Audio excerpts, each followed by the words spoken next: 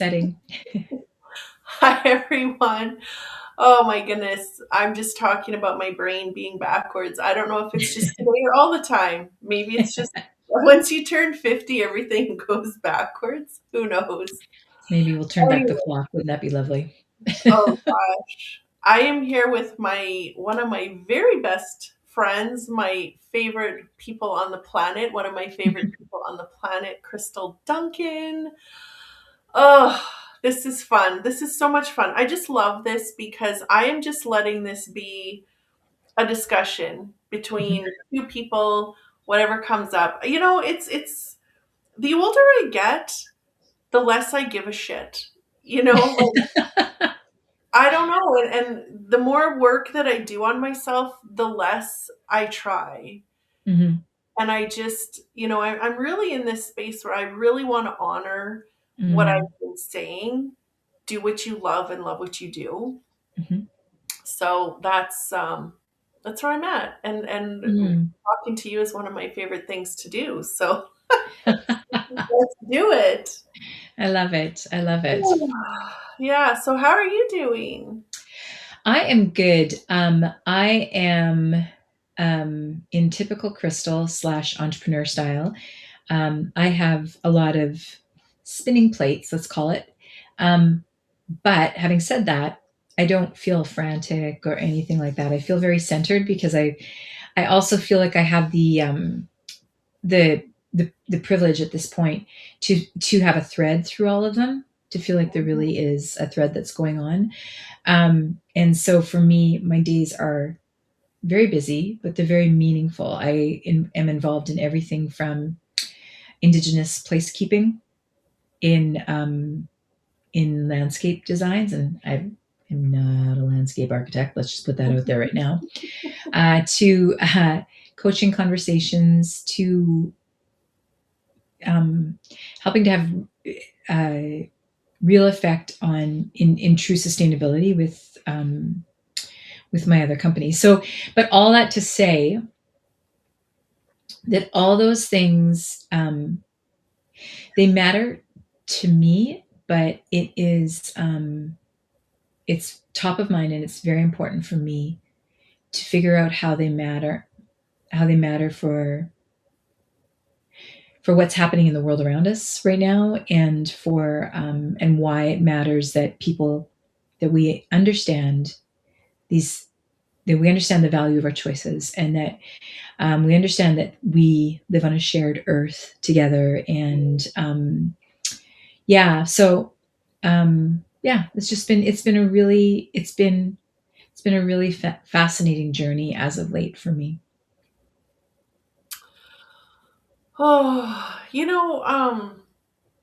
last time we talked like a month ago, but we didn't put Mhm, it. we didn't record. Yeah.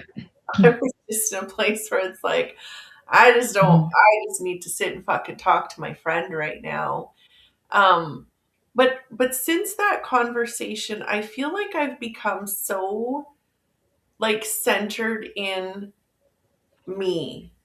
You know what I mean? Mm, mhm, And I mhm, feel like because I love what you're saying, but I love what you're saying about, sustainability and sharing the planet and taking care of it. But the reason I love that so much is because what am I trying to say? You take care of yourself first. mhm. Yeah. Where I feel like you and I both, I think you and I are very similar in many, many ways. Of course, we were best friends all these years, Mhm, right? mhm, But there was always this need for me to save people, to help people, to save the world, to save the planet. But mhm, I was never actually doing it for myself, which means I was pouring from an empty cup always. So, that's why when you say it, I'm like, oh, I love that because I mhm, know Crystal is mhm, coming from a full cup. You take care of yourself. mhm. Yeah. Yeah. And and I think that's where our relationship has really grown in the last few years. And Mhm. last time we did this podcast, you said something, and I literally think about it every single fucking Oh, day. wow. You said meditation means getting to know Did you say get Becoming familiar with. Becoming oh, familiar with. familiar Yeah. with? Yeah. Yeah. Yeah. Yeah. To become familiar with, I mean, I mean, maybe bigger picture, it can mean becoming familiar with anything, but it's also ultimately it's about becoming familiar with where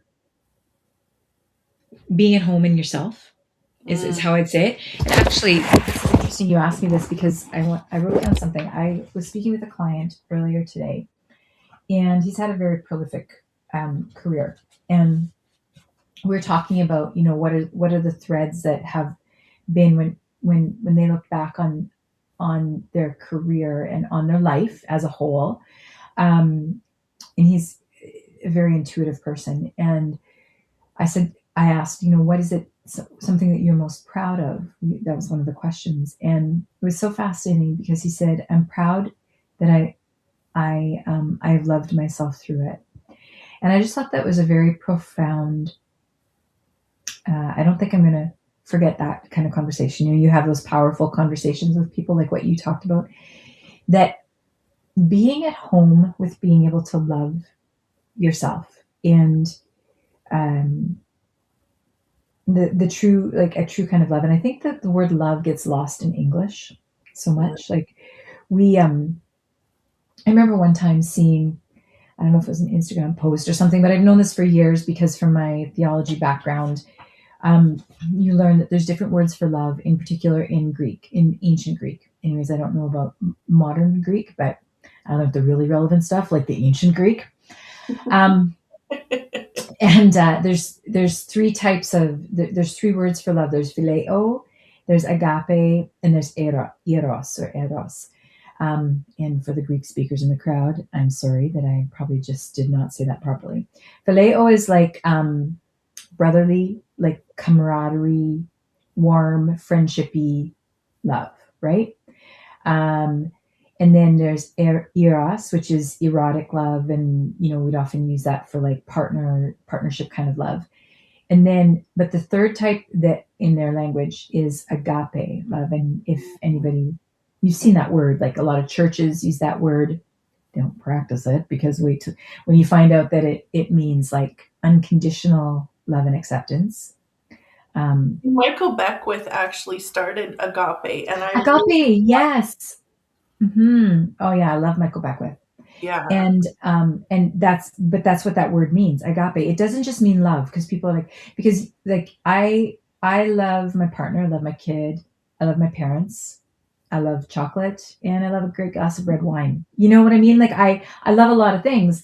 I in English, because in English we we tend to have our language, the language that we have is we don't we tend to double up in words, and we think we intuitively know what that means. But for example, there's a word in Celtic that actually means the type of love where you lay your head on your lover's lap and they stroke your hair, and it's like one word, but anyways. Or Sign me there's up. another, I know there's a word in I believe it's in Mandarin that is the love that grows old together. Like there's all these different words, right? And so I was thinking about that after my conversation with this person today, and thinking about what it means to actually be able to say with confidence, I am most proud of the fact that I love myself. Like I loved myself through it. I love myself now. Mm, Because I cannot, I have not always, that's not always been the case of who I am. I never hated myself. I know a lot of people struggle with self hate, and it comes out in different ways. But the actual ability to be able to love yourself, like we love our children, right? And our children, we love them, they cause us stress, they make us want to poke out our eyes or sometimes poke out theirs, but we love them, right? And it's like that agape love, right? And we extend it outward. But I guess the point that I'm saying is that meditation and coming home to myself and becoming familiar with that feeling has allowed me the space, or the capacity maybe to be able to say, yeah, I do love myself. Like, Mm. and I can love myself and still not be proud of all the choices that I've made. I can love myself and be like, wow, that was like you do not get points for making a good choice at that point in your life or whatever. I can love myself through those things. And what's so fascinating is that we're living in a world where everything is so out of balance right now, so completely out of balance. And yes, it's important. It is incredibly important and central to everything is that we learn how to love, like in that kind of like agape love, or another a word that would be consuming. But the only way to be able to do that is to be able to love ourselves first. And we can never reverse it, because everything is starts from that little seed, right? Like, and the seed looks different once it becomes a plant or becomes whatever. That little acorn does not look like an oak tree, but it grows into an oak tree. It holds all that potential inside. And so the grace and the gift and the ability to be able to say, yeah, I love myself and I'm at home in myself, is the unconditional step or place or posture that the world needs us to be, so that we can actually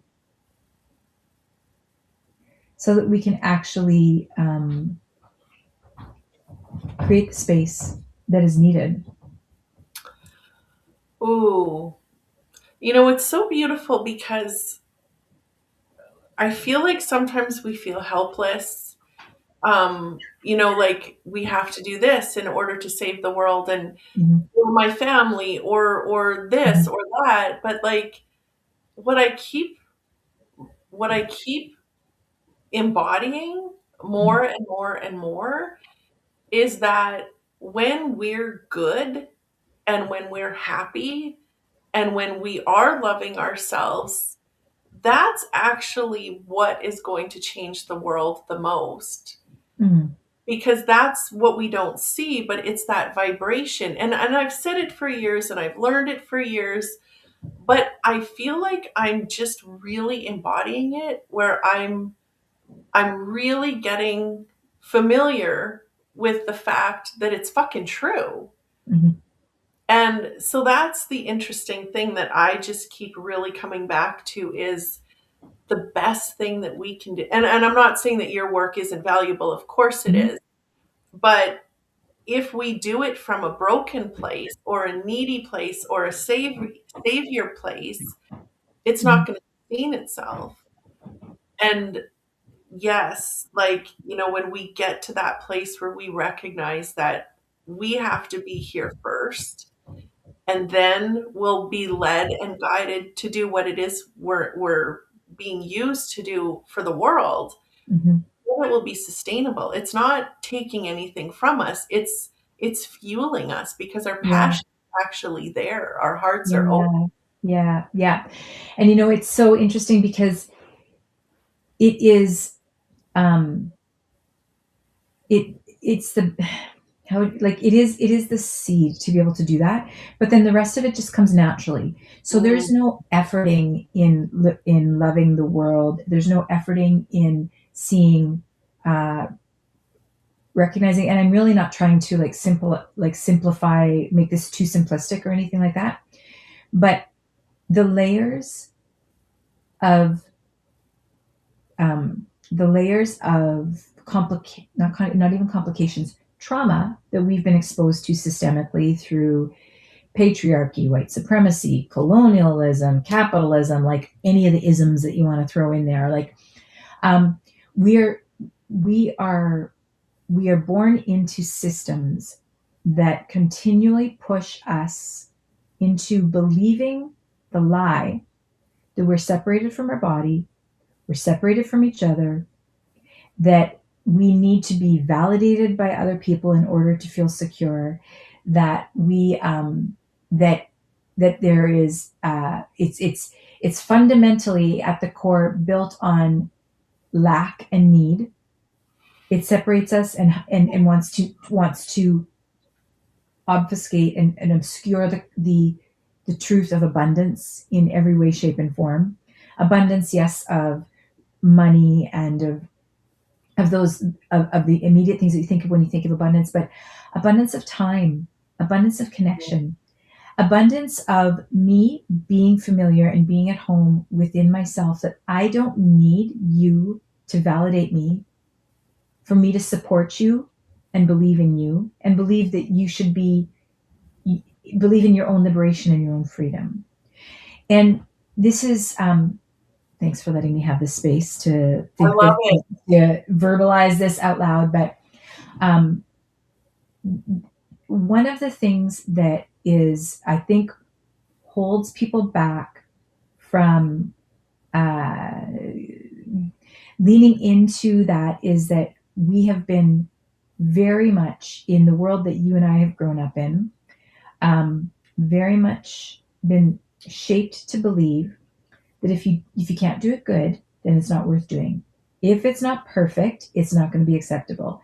If and if you do it, and if you don't know the answers, don't ask the questions, right? And when you feel at home in yourself, the questions are actually what are beautiful, Mhm. because it invites you to be curious, because your sense of safety and security is not tied to having the answers to something.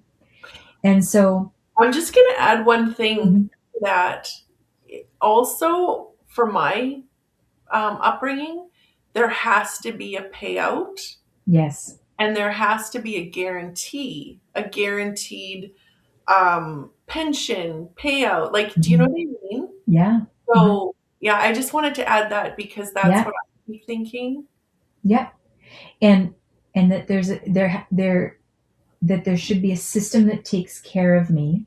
Mm, And it's the system, right? So, and if something happens that I'm being, but because I've put all my faith in a system, I can be, just as much as I can benefit from the system, I can be just as easily victimized by the system if I am not at home in myself. see, okay, so I'm like, I'm just thanking you with every fucking cell in my body right Mhm, now because I am feeling this because I am in that space right now mhm, of mhm, really challenging my limiting beliefs showing up about me taking my business and my ideas and mhm. this system of healing to the next level. Right. For 19 years, I've been I didn't know it, but for 19 years I've been immersing myself in self-healing. I always got really excited about learning about the brain, learning about our Mhm, thoughts, learning about our mhm, beliefs, where are they stored in their body? How can we release that energy? How can we do it in such a way that it's easy for other people to learn how to do it? Those were always my questions. I've always been the how person. And so, about I don't know how many years into it, 7, let's say maybe 9 or 10 years into my studying the system that I was in, the founder started to tell me when he would work with me that I was meant to go on to create my own thing. mhm, And I loved the system so much, and it kind of was always like a little bit confusing, like, well, why would I ever want to leave this? This is so perfect. Like I put it mhm. all on such a pedestal. Yeah. When I got cancer the first time, I really started to go inward and do more of my own work. And that's when everything started to just kind of crumble around me, where I just was realizing that I didn't like how certain things were done. I didn't like some of the people that were in the system. I didn't Mhm, like how those people were protected by the system. And, it just all came crashing down to the point where I was just like, I have to fucking leave because I can't handle this. And that was really, really hard for me because there was the system, right?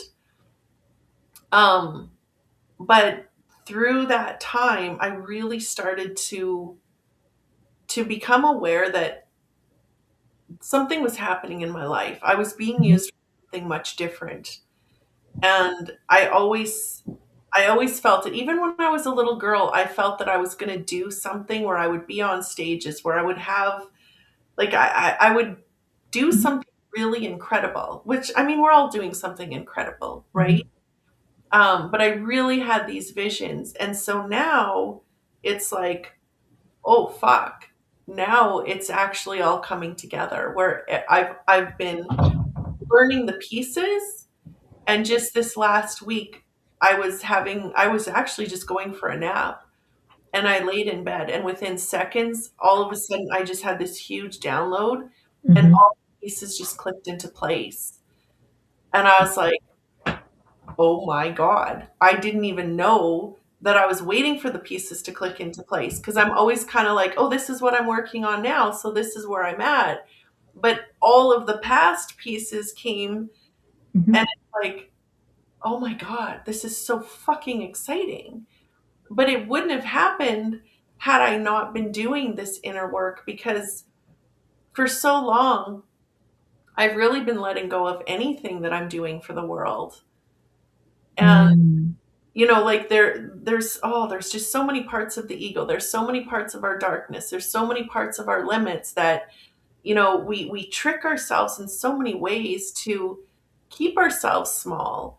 And then we also trick ourselves in the same way as making ourselves like become attached to the big dream all the time. Yeah, totally. And Totally. you're the one that said that to me a few weeks ago, and that Mhm. really resonated because I'm like, holy fuck, I'm always fantasizing Mhm. big thing. Yeah. Now it's actually, what am I trying to say? It's comfortable in my body where it's Mhm. not trying to pull me into guarantees or I have to be famous or I have to make Mhm. a ton of Mhm. money. It just is. It just is. Like, do you know what I mean? Yeah. Yeah, there's actually there's a lot of neuroscience around that even. And I think I can't remember if we talked about this before or not, so forgive me if I'm repeating myself. But there are different. They're called cognitive scripts, and Mm, they've through the researchers have discovered that there's basically like I think it's three common cognitive scripts that we all at some point in time or maybe over the course of our lives we encounter in their scripts. Think of a script like a narrative or like a story we tell ourselves. mm, And one of the cognitive scripts is called they called the epic script. And the epic script says that if that whatever I do, it has to be big or it's not worth doing. mm. And I would say conversely also that if that it's like if something's bad, it's really bad, and if it's not really bad, then is it bad? And it plays out in so many ways. So it plays out internally on exactly what you said, where people um, can we have these it's like life hands us these snippets of potential vision, right? And I think that those come to us to remind us of the potential, uh, but we can attach to those things and expect it to come in the way that we've envisioned it, or to in whatever measure of epic that how it matters to us. um, And I think that it also, I mean, the epic scripts play out in so many ways. It also plays out in the reverse, I think, in terms of like if you're, this is actually a really interesting one, and not to be a sideline, but it's very fascinating when you think about the context of how people help other people. Um, and so my daughter's sister was recently lost her home in a flash flood in the Dominican Republic, and it was very traumatic. My daughter was actually there at the same time. The house literally shifted, and half of it like basically slid down a hill. So terrible, absolutely terrible. When you are communicating something uh, in the world that we live in, when we want to help the people that are the most needy. And And I realized that, at that people definitely responded, and that's great. I am so grateful, because it's important that we respond in emergency situations like that, and it's important that we know that we have the freedom to do that. But a lot of times we will only help if we feel it's really bad, and we get to decide how really bad it is. Mhm. If so, are you, if I think you need your, if I want to help you, why can't I just help you because it's who I am? But the epic script tells me that you you need to be really needy, and needy in a way that I've defined it to be. And so I find it really interesting, because we use those scripts on ourselves as well. And um, when we think about, and you and I might have talked about this, but I love this example, because remember the playground? You and I went to the same school, and had the same, probably first day of school childhood trauma with the teeter totters. And I have like vague memories of you and I being on the teeter totters together.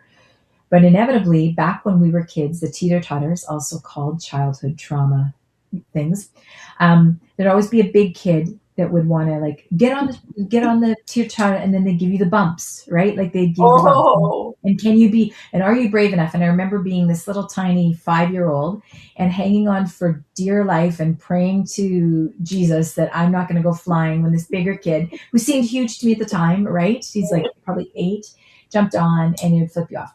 So the concept of teeter totters, I don't even know, are they legal anymore? Like, they shouldn't be, but anyways, are they really? no to the powers that be, ban teeter totters. Or what's the other word that we call them? Seesaws. If there's any urban planners out there, I want you to take note of that. Okay, so, but remember that concept of, like, this is the teeter totters in balance. But let's say this is little Chantelle here, and the only way, obviously, that the seesaw is going to move is if someone is on the other side, and there's like equal leverage back and forth, right? But what happens when a big kid would get on here and jump on, bing, and there goes, and I have stitches in my head to prove that this really does happen. It goes like this, and it knocks the kid off on the other end, right? So this is how we see challenges in our lives. And forgive me if I am going off down a country road on this, but this is so important. I think people need to understand. I'm This just is like, thinking about that time we stole your mom and dad's car. what if they're listening? Down a country road. We hit the ditch too, remember? Yeah, or the time that the go-kart, the gas pedal got stuck in the go-kart, and I was like, thought I was gonna have to drive around in the field for days to get a gas. I couldn't get out of the go-kart. So Oh my funny. god. I'll never forget your face. That is literally implanted. The day that I die, that vision is gonna show up before I go. So funny. Oh, Oh, good one. God. Okay, so here's the teeter totter, right? Bing, bing, bing. So here we are now. We have a big problem down here on this point, right? And so we think that we need to do something epic. The world is going to hell in a handbasket. Everybody can agree on that. And there's all kinds of horrible things happening. It is so bad that the only way that anything is going to change is if something equally, just as big of good happens, and it's going to somehow bring it to balance, right? But that is not how, like, that's not how it works, because we don't live in a binary world, number one. But when we think that we need to have epic things happen in order for them to be meaningful, we fall into this. We fall into binary thinking.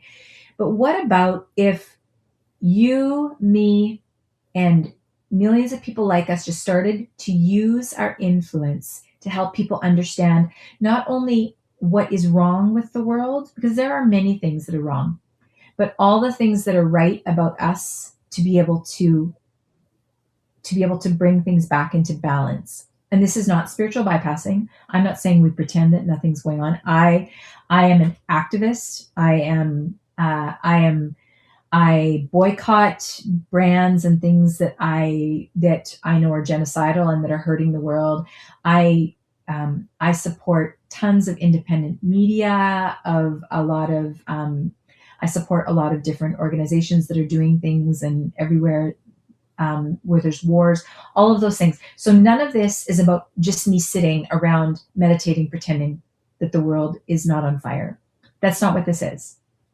That what it is if we go only from fire and we're just like all we want is a deluge of water to put out the fire, then things just get equally like fire versus flood, fire flood, right? That's not what it is, and it's Well, not what's going to change the world, but it's not also what's going to that's not the highest place for us to be either. and I just want to add one thing to what you're saying. Because if we're waiting for the big thing to happen, it ain't happening and we're going to be fucking stuck in this shit forever. Mhm. Yeah, yeah, That's, exactly. I love that you're making this point. Yeah, and because also the concept and the idea that the big thing or there's a hero, there's like think about like the superhero franchise and all the things that are like we are enamored with the idea of heroic things in life. And we define heroism by that one sole person that's got all the answers, that's got superhuman strength and insight and all these things. And I come from a background um, in in Christianity in another lifetime, I'm where just like grabbing my drink, like, yeah, grabs drink and says, "Well, do tell," right? um, but where that is, there was often like God's got an epic plan for you, and you just need to find this plan. It's just like this plan is like, I don't know, like it's like you can almost touch it and it's like scoots away from you or whatever. And it's just like, and if you can't find the purpose, there's something wrong with you because you just need to try harder. You need to be better. You need to do better. That is total crap. And the idea that first of all that you're separated from purpose exists because you exist. You are purpose. You are the purpose. So so that's number 1. Number 2, it is not about waiting for someone to be a hero, and it's not about you and I being the heroes. There is no hero necessary because that is that is a narrative and a trope that we have been systemically oppressed and traumatized with all of our lives and generations. so I'm just going to inject here too, because I want to add something that's showing up when you're talking. Um, like, I'm just thinking about the times that I was sick. Mhm, And it's like, I needed to get a miraculous healing, mhm, and then when my mom was dying, or I didn't know she was dying, but it's like, I love this because I just fucking love this in so many ways because we're taught that if it's not big, and we don't get it how we want it, mhm, that and I don't even think that we're taught what that means. But what mhm, we're not taught is what you're talking about is tiny steps every day, mhm, meditating, going out in nature, loving yourself, petting your dog. mhm, Those are actually more life changing things than if a big thing came. So I'm just adding this because this is so powerful and it's really speaking to me because I am the big thing queen. Like, it's always been, and I realized a few years ago that that was actually a real pathology, like something that was mhm, actually very harmful to me, is that I was mhm, always expecting the big thing. And when we're expectant on the big thing, we're not doing the little things that we're actually meant to do. Like, even in the Bible stories, like, I love some of the Bible stories, but there were always the steps. Like, and I think that was the point of the Bible stories. It's like, I don't even know what the fuck they were marching around. They had to march around mhm, 7 times a day, 17 times. I don't even know. But like, there was always the what to do in the meantime. Like, we saw the miracle show up, but it wasn't just this incredible miracle and blessing. It was every single day. I am becoming more at peace with myself. Mhm. Every day I am letting go of needs and wants. Every day I am loving myself more and taking care of myself Yeah. more. Do you Yeah. know what I mean? So, Yeah. so thank you for this because it's just so powerful. Yeah. A 30-year overnight success. Yeah.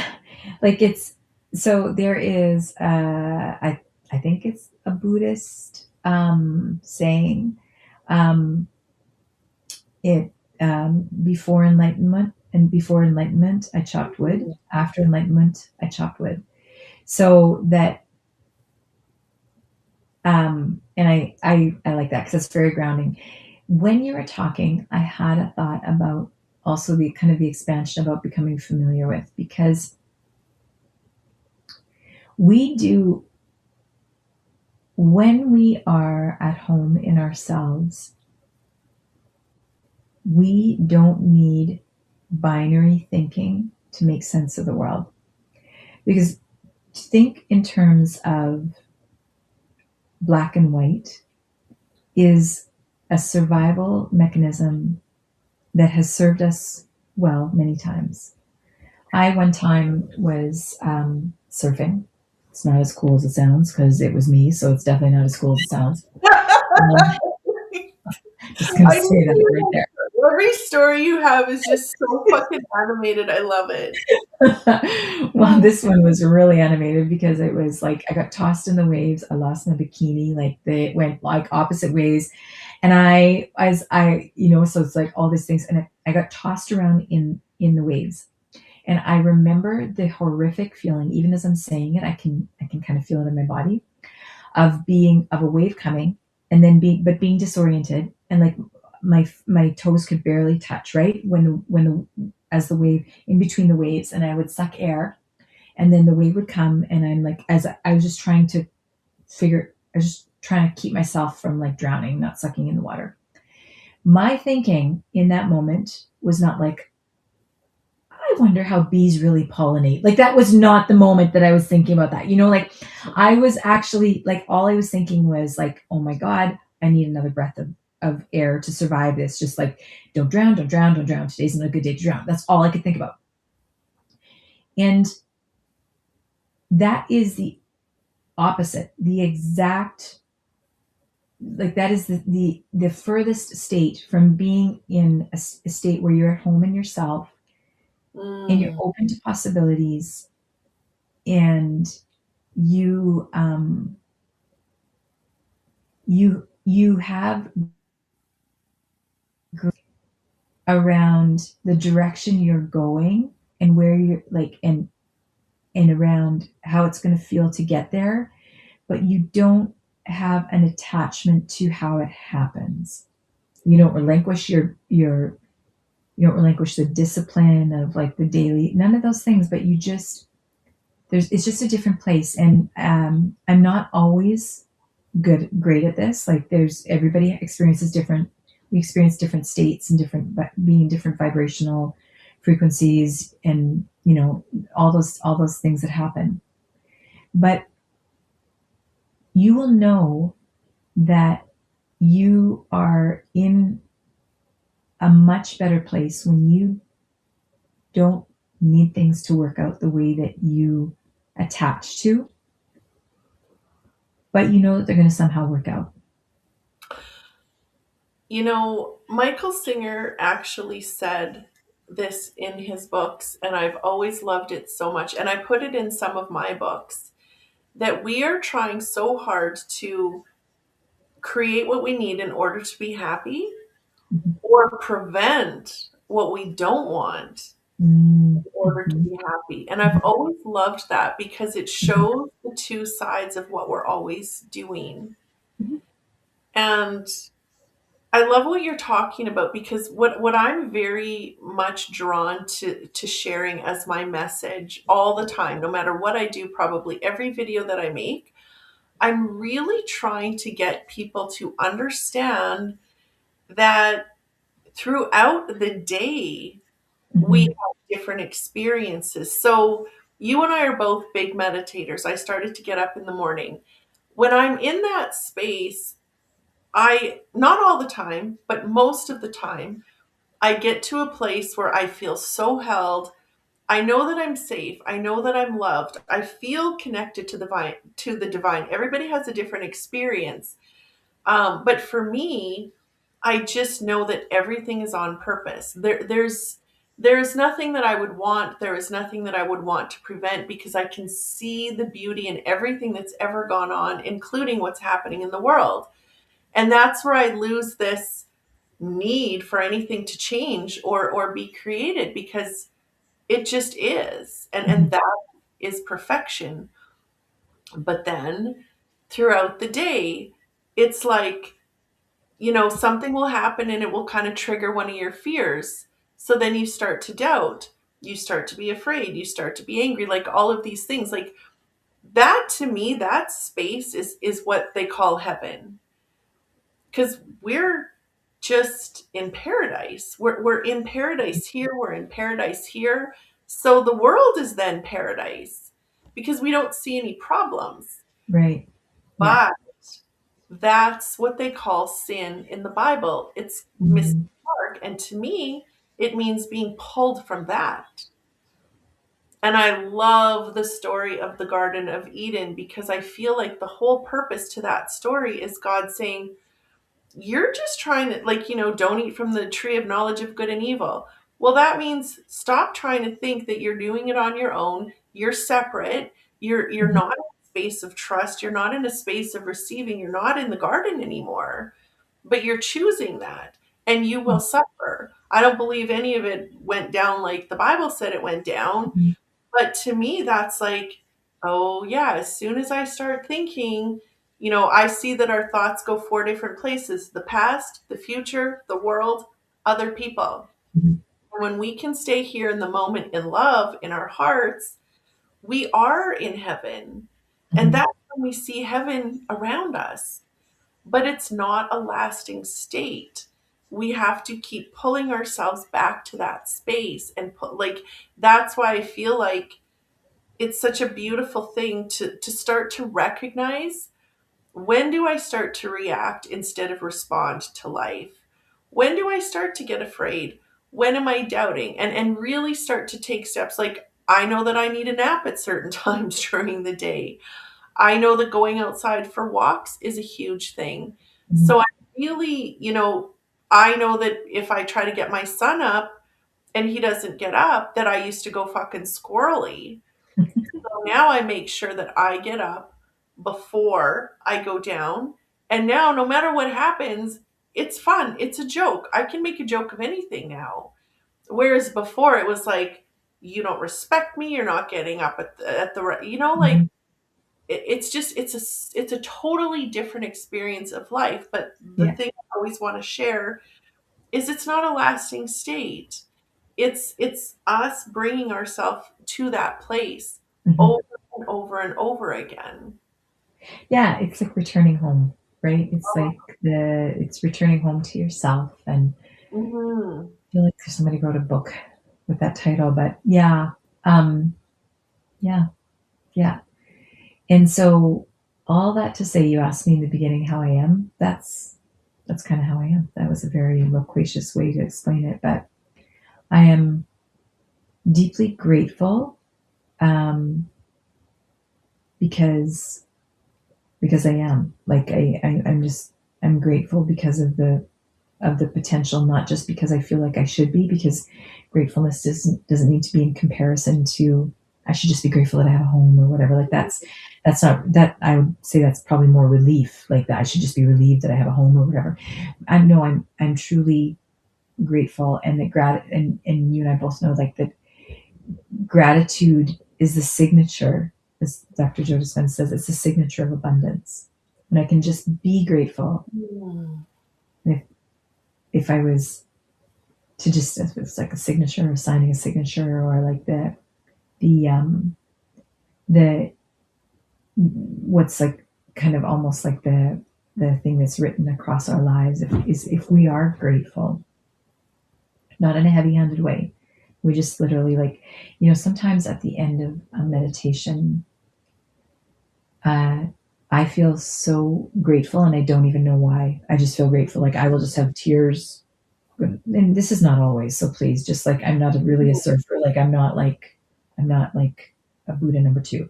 I'm I am, but I do have these. I have these moments that I've experienced in this lifetime that are proof to me that there's depths and reaches inside of me in the source that I'm a part of that are beyond anything I could have imagined. And, like some people talk about it when they've entered that state, they literally see new colors, they see supernatural beings. There's like all those things. I have not seen the colors or the beings yet, but, um, but I have reached a state where I was just so grateful that I'm like, I could have just hung out in that state for hours and hours and hours. Um, and that's, if that's just a glimpse of the potential we have within ourselves to be able to give ourselves what it is that we truly want at the very depth of who we are. You know, the beautiful thing about this also is that, Buddha said that the root of all suffering is preference. And Mhm. I believe that and I love that. But yet I also know that we're humans with human minds. And I don't know if there's ever going to be a day that I will not have preference. I hope Mm, so, but I don't think so. So I do have preference. But what I'm noticing, what I'm seeing is really, really shifting is the lack of me needing, mm, like what mhm. the singer said, to create or push away or prevent anything. Of Yeah. course, I have the preference, but because I've reached that place in my heart Mhm, many times through the hardest times of my life, where I thought I was dying, where my mom died, difficulties with my kids. And yet I still feel that space. And those were actually the times that I felt it the deepest, were the mhm, hardest times of my life. So now it's like, oh, okay. So I just don't need to be attached to anything. Like it's the lack of attachment where it's just being able to be in this state of, like, the big thing for me, I keep seeing every few days, there's this, oh my God, if it would have happened the way I wanted it to happen, mhm. Yeah. I wouldn't be this person today. Mhm, mhm, And even my son and I, we've been talking so much lately about, like, we call it core wounds. Like, mhm, what is our core wound and when is it triggered and what can we do to stay ahead of us being triggered? Well, if we wouldn't have had the tumultuous relationship that we had all these years, we wouldn't be in a place where, like, I feel like I'm closer to my son than I ever mhm, imagined I could be mhm, with a human being. And the same with my daughter. Like, had things gone the way I wanted them to go all these years, I probably wouldn't be saying these things. mhm, mhm. Yeah. So it is, like, and we've been friends for so many years. How many years is it now? 48, which sounds crazy, but we've held a space Mhm, for each other going through some really hard shit. And what I love about you so much is that you just you're not like, you're not bypassing any of it. mm, Fully opening to the experiences of mhm, life. And that is why you're now getting to step into these beautiful things in your life. And I'm just mhm, so excited to see the things that are going to keep showing up. mhm. Because you showed up for yourself Yeah. time and time again. Yeah. Yeah. So I guess the theme today's episode is brought to you by the letter Y for show up for yourself. Oh my gosh, that's a good one. Mm, mm, yeah. And Yeah. if we don't, who will? Mm, And interestingly enough, I keep getting this awareness also that when we think things are not going our way, we get to really sit and be like, well, how much do I pour into myself? How right. do I expect other people, including the universe, to pour into me if I'm not? Like, I feel like there's this matching energy. Mhm. Yeah. You love Yeah. yourself, you put yourself first, you set boundaries, you rest when you need to rest, you take care of your body, then everything else is going to match that Yeah. energy. Why wouldn't it? Yeah. Yeah. Yeah. That Well, was thank you. really, really great. I love Thank that. you. Yeah. Thank you. Thank you for a very grounding conversation. Hmm. There's just something so powerful about speaking our stuff out. Hmm. 'Cause you and I have had a number of conversations where we're venting our shit out. Hmm. Hmm. And I love that because I know that when I'm venting to you, you're not going to jump on the bandwagon and be like, "Oh yeah, fuck it all." And I mean, sometimes we do hold that space for each Hmm. other. I Hmm. can't fucking believe this right now. Like, this is Hmm. total bullshit. But there's always a place where we're like, yeah, okay, so that's not working. So let's get to the real heart of the Yeah. matter, you Yeah. know? Exactly. Yeah. So those are friends that you cherish for life. Yeah. Exactly. Yeah. So I'm so lucky to have you. Me too. Thank you. Well, I love you so much. I love you too. Okay, well, I guess I'll end the podcast and then we'll just chat for a couple minutes. Okay. Well, bye now. Bye, Everyone people. who's been tuning in, thank you. Talk to you Thank you. soon. Thanks.